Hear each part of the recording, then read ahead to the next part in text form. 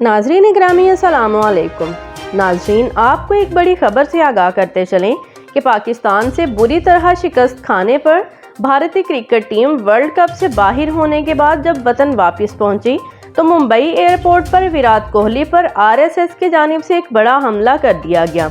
اس کی تمام تفصیل آپ کو اس ویڈیو میں بتانے جا رہے ہیں، لیکن اس سے قبل آپ سے گزارش ہے کہ ہماری ویڈیو کو لائک کر دیں اور ہمارے چینل کو سبسکرائب کر کے ساتھ والے بیل آئیکن کو بھی پریس کر دیں تاکہ اس طرح کی مزید معلومات آپ کو سب سے پہلے مل سکیں۔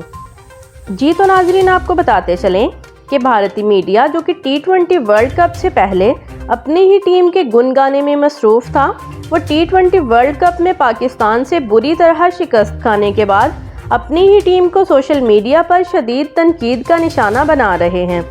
جن میں سے سب سے زیادہ تنقید کا سامنا بھارتی کرکٹ ٹیم کے مسلمان کھلاڑی محمد شامی کو کرنا پڑا۔